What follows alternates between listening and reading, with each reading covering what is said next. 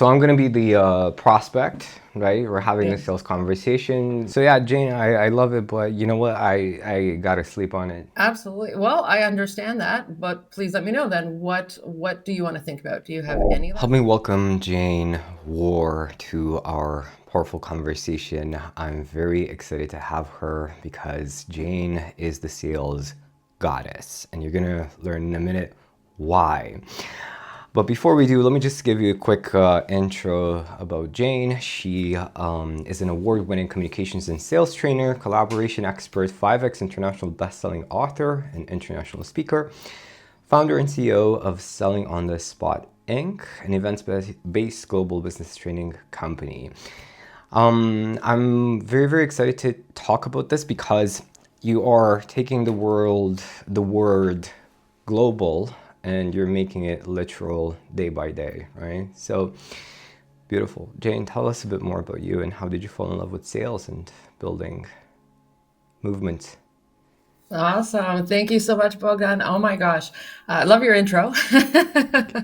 Yeah, definitely has been a phenomenal journey over the years in sales. Not something I necessarily expected to fall into. I went into school for accounting, so that says something. Definitely love numbers and love people. Ultimately, that is how I got into sales. It's about relationship building and moving forward in business if we are meant to, not about convincing, not about negativity, but about influence. Sure. If somebody is interested in moving forward with me in business, absolutely. How can we communicate? How can there be ethical influence to move forward? So, quite frankly, I've been a salesperson, I guess, my whole life. When I really look back on it, and selling on the spot marketplace was created because ultimately I want to help entrepreneurs and small business owners, especially, to gain the skills that they need, that they don't have, and that therefore gives them the confidence to effectively sell and sell on the spot. I love that. Yeah, my journey with sales was a rough one initially because I had these sales coaches and they were very hype, like, come on, let's go, do it now, right? It's now or never. So I was trying to model that, just like you said, treating every single person that I talked to like a nail that I had to hammer in. And it just felt like this wrestling match, and oftentimes I would be the one getting KO'd, right? So, Great way to explain that. but when I started being myself in the calls and being more laid back, more relaxed, more like in my zone of genius, that's when things shifted. Um, what do you see as being the connection between, or actually tell us a bit more about how did you actually move from accounting to sales and realize that you're actually a salesperson in your DNA? Perfect. Thank you. Yeah, I mean, looking back into high school days, it was because I enjoyed math and them insisting that we pick a career back then, that I picked accounting, but I always knew that I intended on being self-employed and being an accountant as a consultant for business owners and helping them. So I already knew then that I wanted to teach them, I wanted to empower them, that I wasn't going to work for a major corporation. It wasn't a job that I wanted, that I would still be self employed.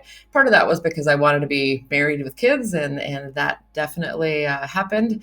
And in which case, I wanted the flexibility. To me, flexibility is huge. Buried with kids. No, no, definitely That's what I not. heard. I heard buried with kids. I mean, I saw the show growing up, Married with Kids. It was like the most popular show in Romania. I, We all called it the Bundys, but I never heard of Buried with Kids. I was like, to what? be clear, I said married. I just had a picture um, of you having like 25 kids all over, like on top of you. Well, yeah, that might have happened, but that's a whole other story.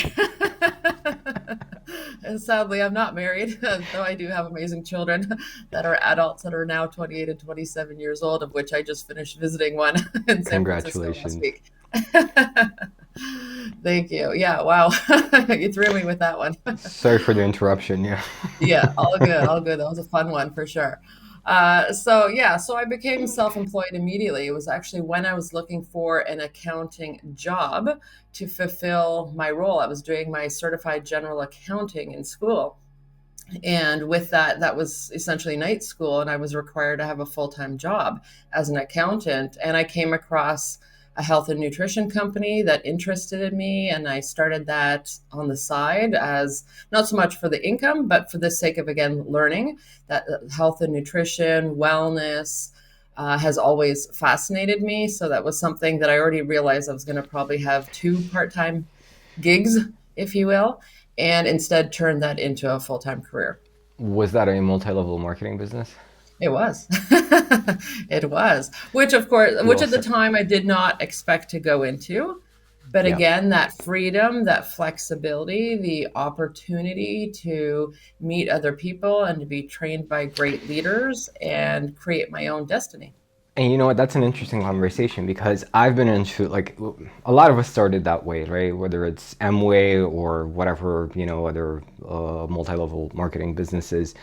And I've been in like three, I think, three or four, both like when I lived abroad and, or no, actually, all of it was when I was living abroad.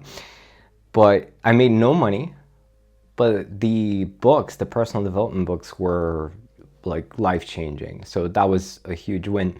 But what I noticed, and this might also apply to entrepreneurs and coaches, MLM people are horrible, horrible when it comes to sales. Horrible. Like, and I think a lot of it is this thing that they get drilled into their heads. Oh, we're not selling anything. Well, that's the problem. You're not learning how to sell because you keep saying you're not selling anything. Exactly. I completely agree. And that is a portion of why I created Selling on the Spot was because I wanted to help them. Because yes, they're trained to say, we're not selling, we're sharing. Like, what is that? Are you going to share samples with me all day long and month after month, or are you at some point going to ask me to buy something? In which case, you are selling. There's a buyer, there's a seller, and even the name Selling on the Spot was created to have people embrace that we are salespeople. That's not a bad word, sales or selling or salesperson. Let's embrace it. Let's own it.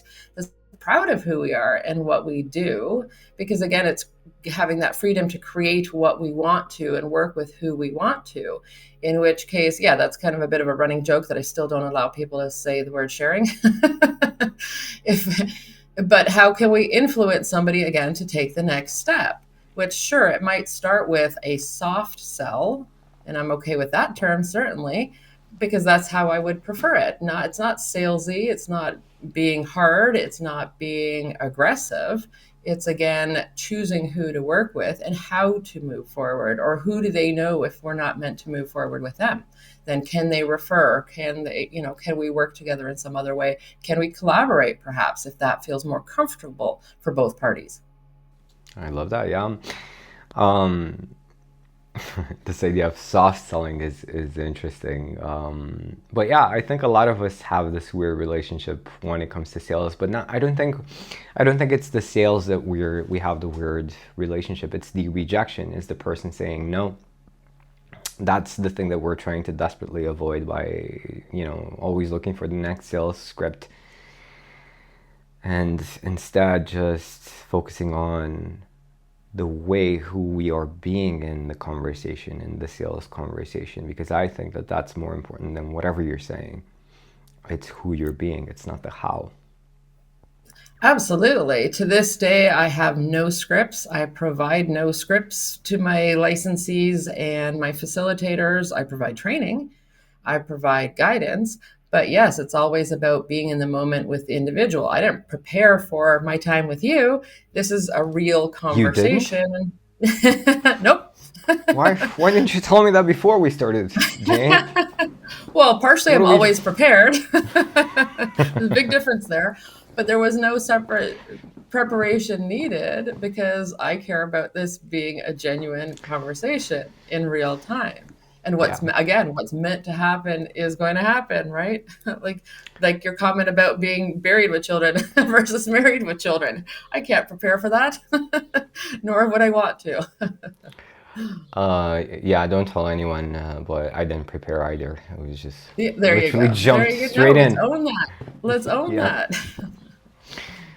that's beautiful. So, what do you feel is the main shift that you provide to your people in terms of sales? Like, from, hey, I really suck when it comes to sales. I'm really like tight, all like in my head, not sure what to say, what to do, how to say it, or, circling back, who to be in that conversation, to complete state of freedom and abundance in the conversation. Like, buy, don't buy. I'm gonna be fine either way. I know I'm gonna be successful. Well, yeah, and there's about 10 different things I could say to what you just said, but it certainly starts with mindset. Absolutely. Because, yeah, I don't want anyone having limiting beliefs. I don't want anyone saying they suck at sales or sales are hard, because, I mean, then you're going into that and already having the uphill battle. Versus, again, if you're focusing on the individual, if you're focusing on, if you love your products and services and you want to help the individual in front of you, well, then just have that conversation. What are they looking for? What are the results they're looking for? And can you provide that? And if you can provide that, then just have a free flowing conversation. If you're booking a 30-minute meeting, get to know the person. And with each meeting is always, what is your objective? So the first one is to get to know the person. What do they want? If it's not meant to be a sales conversation, don't turn it into a sales conversation. Book the sales conversation if that's meant to be the next one, right? So it's always about service. It's always about caring about the person that you are meeting with and seeing where it goes from there. And therefore, it is easy. I'm going to use a should word that we don't normally use, but it should be easy. It should be connection. It should be flowing. It should be whatever naturally comes out of it. Because if that person is resonating with you, and a lot of this definitely comes with not just the know, like, and trust factor, but resonating with the individual, then they're going to lean in. They're going to ask for more questions. They're going to feel that resonance with you and want to move forward with you, in which case you don't have to turn on the salesperson at that point in time. They're going to ask you the questions, and then you can naturally flow into that conversation. I love it. Do you want to do something fun? I generally don't do this, but it just came to me right now. Let me guess, you're going to Um, put me on the yes. How did you guess? spot. Well, but just be aware that I'm not going to go into a script. There is no script. That's what makes it fun. Fair. Okay. So I'm gonna be the prospect, right? We're having this Yes. sales conversation. You told me the price, and now I'm gonna give you the most common objection slash excuse, right? That everybody is afraid of. Do you want to play? We can, but just know that that's already changing my flow, right? Just Okay. so. Totally fine. If you don't want Yeah. to No, hey, dive go into for it. it. Okay, cool. So yeah, Jane, I love it, but you know what? I gotta sleep on it. I can't move forward. Absolutely. Well, I understand that, but please let me know then, what do you want to think about? Do you have any last questions right now for me?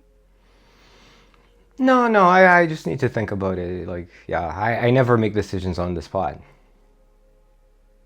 That's understandable. I definitely don't want you to feel uncomfortable. I don't want you to feel on the spot, in which case I would happily book another time to speak with you. And let's do it tomorrow, though, because yeah, I'd love to have whatever's top of mind. So have that sleep. Think about what questions you still have for me, and then if again we're meant to move forward, then let's do so tomorrow. How do you feel about that? Yeah, sure. Awesome. So see how I'm just going to turn that into a book the next appointment. I'm not going Mm, to, make that person feel uncomfortable. I interesting. definitely have a Mm-hmm. background, I'll add in personality based sales training. So, where my head went with that automatically was that 1 in 4 personality types will want to think about it. They are Mm-hmm. the intellectual types, they're the ones that need to think it through. And so, I would have already, excuse me, in this case, known if you were that type of personality type in which case if you were genuine or not. If you were that personality type, you genuinely would want to sleep on it. And I'd be like, awesome, that is the next step that feels comfortable for them. And I've recognized that. Mm-hmm. But otherwise, the other three personality types would have used that as an excuse because they don't feel comfortable to be assertive and just say, no, thank you. And so that's why I said, without having had the real conversation, I wouldn't have assessed which of the four personality types you were, and to found out if you were basically trying to be polite about blowing me off or genuinely need to sleep on it. That's an interesting approach. I've never heard anyone talk about using personality types in the sales conversations. I think Part of my it's very specialty. wise. I love it. And is that generally the A-type personality that, like, when they need to think about it, they really need to think about it, or is it the other, or are you using a No, the fully different opposite. structure? No, the opposite. Opposite. The A-type personality would have known if they wanted it or not. Would have been comfortable saying it. They're generally a bit more the action oriented and more blunt, and comfortable in saying it. No, it's the more intellectual type, the ones that really want to either research or think it through because they're not going with their gut. They need to think it through. And so they will literally use the term that they want to think about it. They're not they're not digressing. They're not saying they need to talk to their spouse or something like that, or look if they have the money. It's literally a thinking step that is appropriate for them. Hey, thank you so much for tuning in. I hope you're enjoying the episode. And I just wanted to let you know that if you're making more than six figures and you want to collapse time between where you are right now and your goals, you want to scale your business with a lot more freedom, a lot more fun, a lot more joy from this experience. And like I mentioned, do it faster. I have something that will help. Just like I did my clients. For example, Yoshwin was actually afraid to grow his $120 million a year business because he was afraid he was going to make a mistake that would cost him millions. I quickly got him unstuck and well on his way to doubling the business. Another example, Jessica, she was making 10K a month, but she was stressed out, overwhelmed, overworked, close to burnout, and she was actually kind of hating her business. She quickly scaled to 25K a month while actually working less and having more fun in the business. And I do it through my Warrior Shaman system. If you'd like to learn more about how this system can help you achieve your goals, like I mentioned, with more freedom, fun, and just less grind, less hustle, there's a link below where you can learn more. Now let's get back to the episode. I am that same personality type, so I can respect it that much more. The difference for me is if I say it, I also mean it.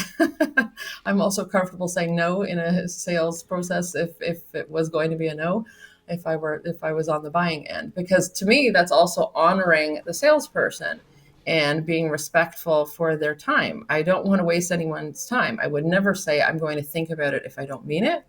And again, this Mm-hmm. goes back to exactly the types of skills I love to train people on, because that's how I would love everybody to move forward, is to honor the other individual, to respect the other individual. And if it's a yes, then move forward. If it's a no, move forward. If you need to think about it a little bit, then yes, one night, not a week, not let's chase each Right. other, because Mm-hmm. then clearly it wasn't meant to move forward. There shouldn't be a chase. There should be if we're meant to move forward, you pull them towards a decision, not be pushy and push a decision upon them. That's very powerful. And are you using the disc personality type or another one completely? Oop, you cut out there. Sorry, I missed that. Yeah, are you using the disc personality types or another one completely? No, I have trained in the past with a company called Codebreaker, and Mm-hmm. BANK is the acronym for them. So B for blueprint, A for action, N for nurturing, K for knowledge. So that was the K knowledge personality type that I was making reference to. That's And cool. that one completely changed everything for me when I learned that one, and became a lead trainer for them at the time, because I am that type that goes to, I need to learn it all, I need to master it before I ever teach it to another individual. And therefore, it's something that I can't turn off. I know it so Here, well that I use it unconsciously at all times. here's a cheesy title for your next event. Make bank with the bank personality types. Yeah, exactly. Exactly. But that would be more for the A personality type, which isn't me, in the BANK. I love that. I love that so much. Yeah. I've studied a lot of sales trainers, from back when I started, even back when I was teaching martial arts combined with personal development. But I've never heard of this approach, and it sounds a lot more refined. I think it's super, super important for the person you're talking to feel completely seen and understood.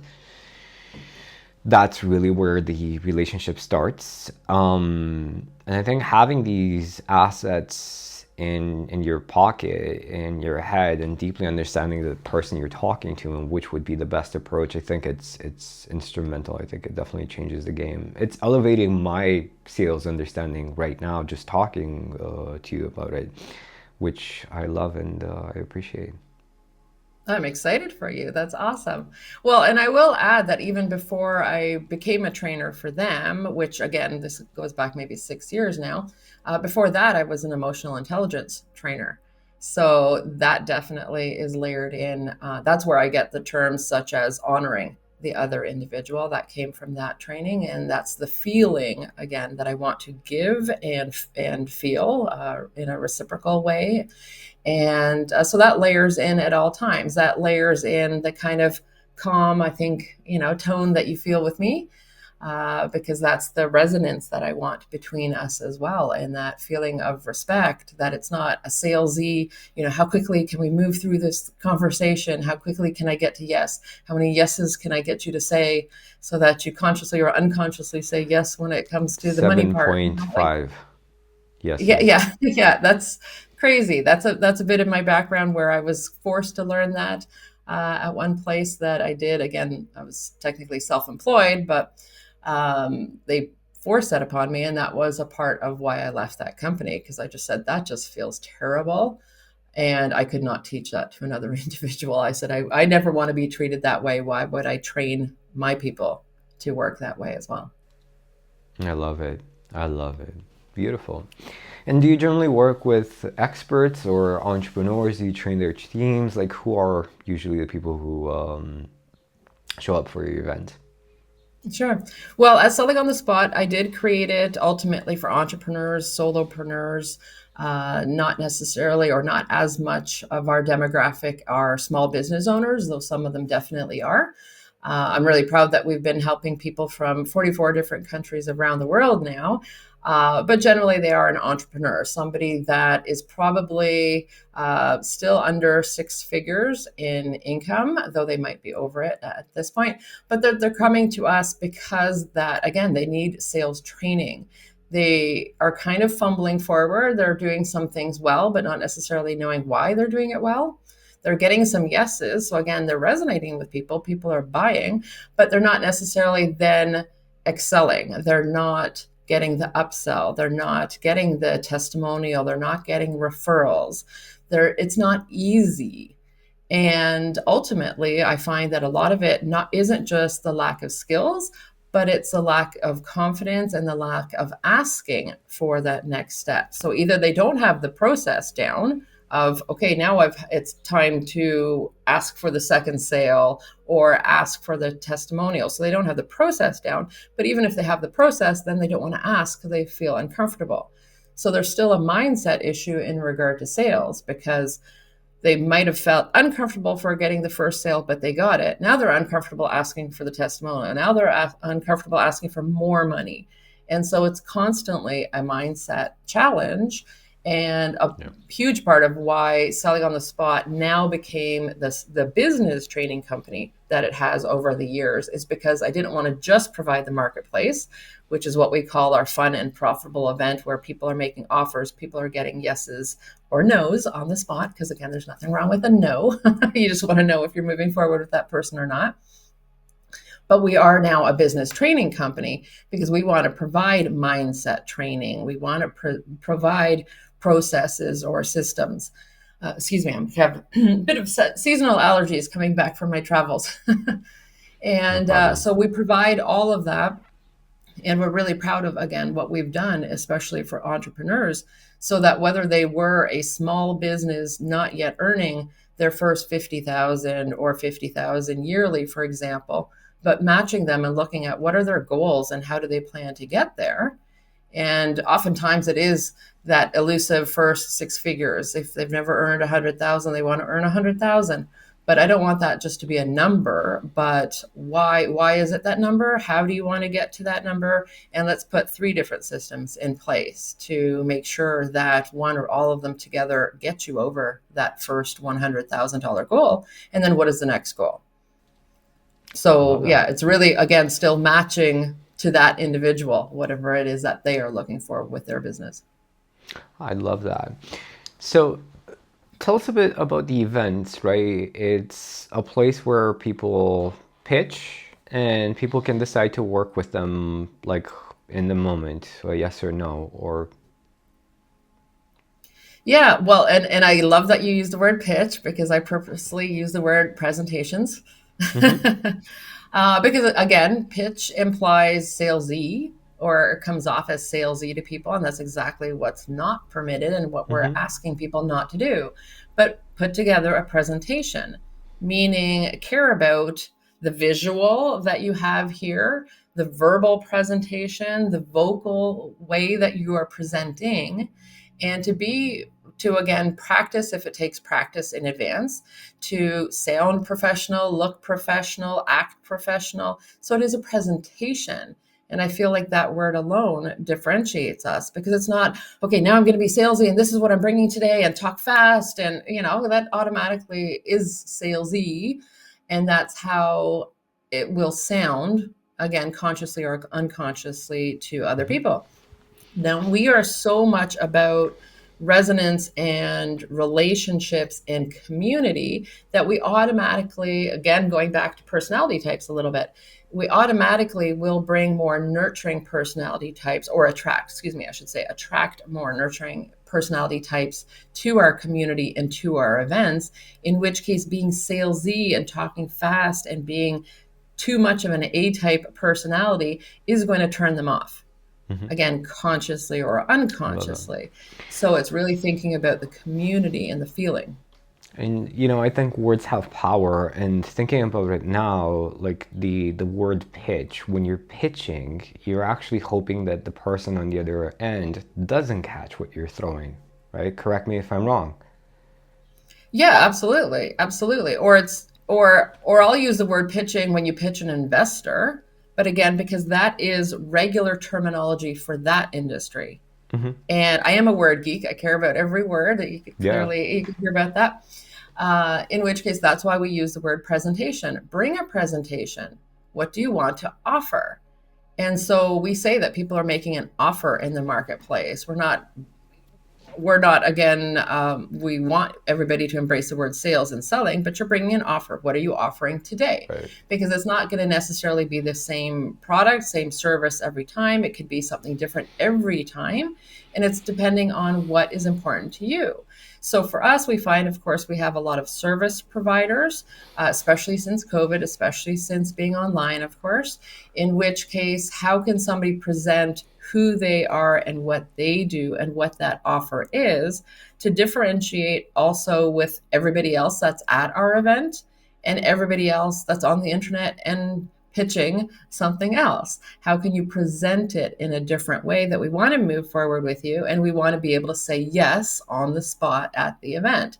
Because especially in a service, if you're offering coaching, for example, then you're not generally going to come to our event and expect us to say, yes, I want to hire you as a coach. We don't know you enough yet, in which case that person is probably going to Calendly link as part of their offer, in which case we're going to get to know each other better in that 1 hour, in which case then we're expecting the sales presentation, and that's great and fine.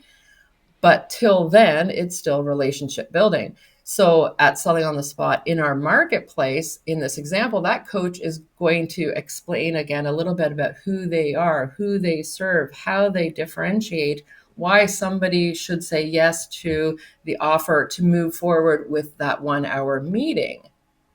Mm-hmm. Right? So some people are Mm-hmm. saying, oh, I'm not earning money yet, or I'm not selling yet. Yes, you are. You're selling yourself. You're selling why we should give an hour of our time to you. That's huge. That is the sale. That's again that step to move forward, because then they can tell us more. They can then ask for the sale. They can then pitch their coaching program, that sort of thing. So they're in this example looking for the yes for today. The yes, I want to move forward. Yes, I want to book a 1 hour meeting with you. Yes, I'm open to then hearing what you're going to say and potentially hire you as a coach. But then the sale is one step away. So as opposed to when you're hearing about, email marketing and all these different ways that we're marketing and it takes 17 touch points and 25 touch points. No, for us it's one or two, because you're getting a yes at selling on the spot marketplace, but the actual cash in this kind of example is probably one step away, as long as that coach is then comfortable asking for the sale Right. and not Mm-hmm. again having that person say, well, let me think about it. Right, which again is a whole other story about coaches and how much more I want to train them.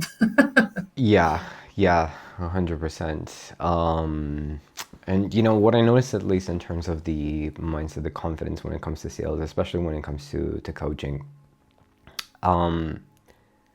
I love to kind of play around with this idea that you're selling yourself, because a lot of coaches, like most of us, don't have our shit together, but coaches feel extremely guilty about it. It's like, oh, I should be here, or I should be doing this to be 100% confident in my abilities. What I like to give them time to think, in terms of what the actual impact of the coaching is. The problem is we're measuring the impact too soon of the coaching. It's like if you measure your impact, let's imagine like a timeline, right? This person is in this point and they're going like say, or even like straight line. A 1 degree shift here means a totally different outcome. But the problem is we're measuring the outcome 3 months from when they met you. No, think about it 3 years later, and you're gonna Absolutely. see like tremendous value in terms of that 1 degree shift. That's the value of the work, right?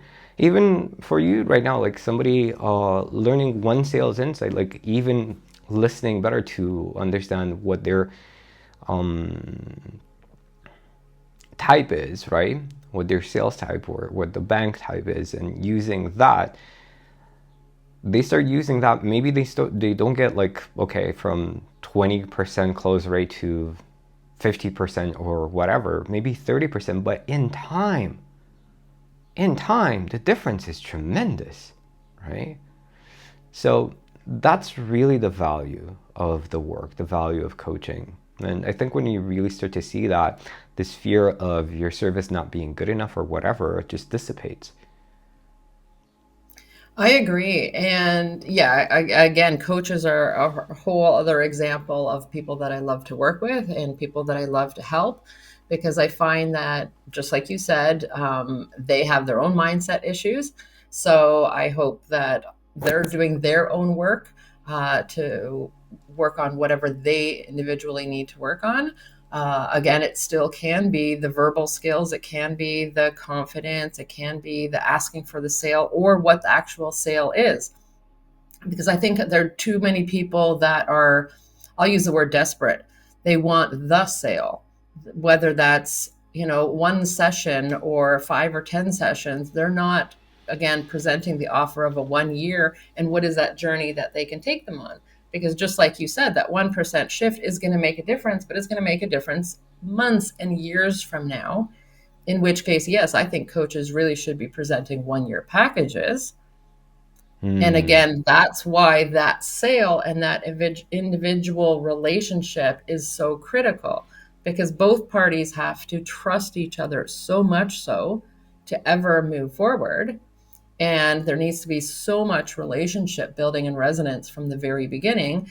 But I think everybody since COVID, I mean, COVID obviously changed us in so many different ways, but COVID hurt everybody so much so in their confidence. And I feel like they're also so desperate for sales even now, 4 years later. And so everybody is about the, I need something to get by. I need the next sale. How am I, paying my bills this month? That sort of thing, and that sort of mentality. But again, consciously and unconsciously, that is being conveyed, that they're desperate, that they need the money, that they need the sale. And therefore, again, it's not about the human being and the journey that they can help them on.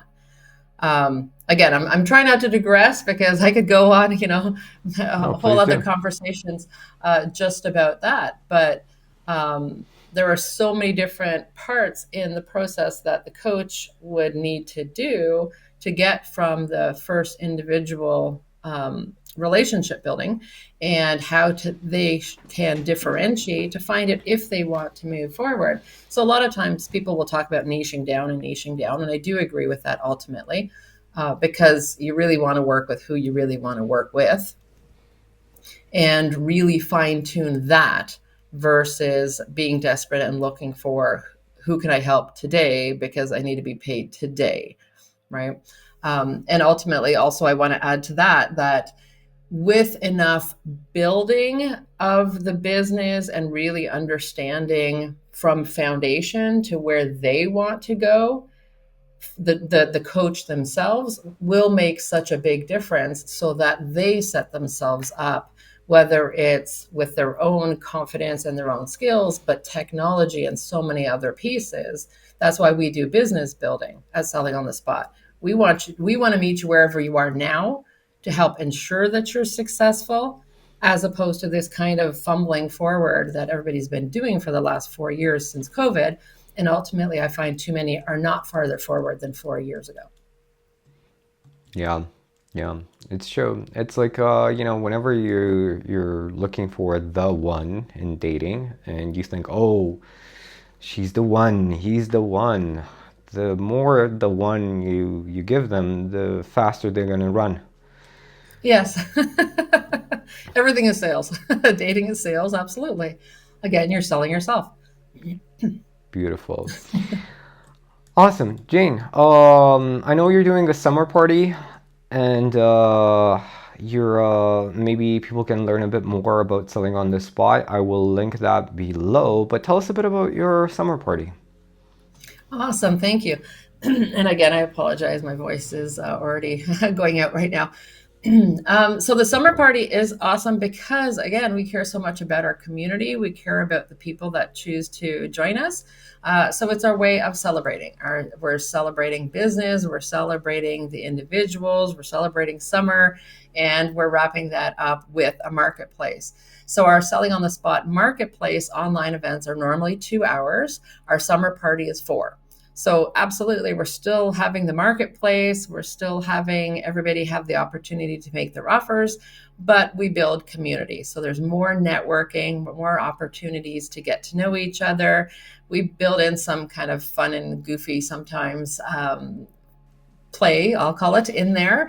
I always find it interesting how many people read or don't read the sales copy, because the copy will always say something about dress for summer, right? So some Right. people have summer hats on, a Hawaiian shirt, that sort of thing. And again, it's that's just fun. Let's A not take bathing life suit. oh so seriously. And I live by the ocean, so to me, that's kind of my thing. It's kind of like, okay, as soon as the event ends, I'm going to the ocean. I'm going to play. It's summer here now, so I could finally swim, swim in the ocean. But we'll have contests. Last year, we've done things, who has the most interesting hat or something, that sort of summer hat. And for fun, we did like, who's wearing flip flops right now? And the people are like, grabbing their shoes, and that it sounds goofy, but you know what? That's the community building, that's the relationship building, that's seeing people's true personality, that's Hmm. seeing who was prepared, who wants to have fun, who, how do they show the we have contests, we have prizes. Yeah, it's a big part of who we are, and wanting to again celebrate and have fun with what we do, not just work, work, work, not just the next 1 hour meeting. And so that's a part of why it is 4 hours. We really hope that people choose to join us and meet our community and get to know us at Selling on the Spot and how we help you grow your business as well. Is it an online event Yes, it is or online physical? because, yeah, because we serve such a big group. We have some in-person events in the Toronto area, Toronto, Ontario, Canada only at this point in time, and we do plan to grow that further. But since COVID and since before COVID, actually, we've been online. But because we serve such a big group of people, we generally have mostly North Americans because that's, of course, where I've started this company. But we generally have somewhere between 5 and 10 countries at least on our events. So especially for those that want to grow their business outside of their area or outside of their country, then we definitely provide that.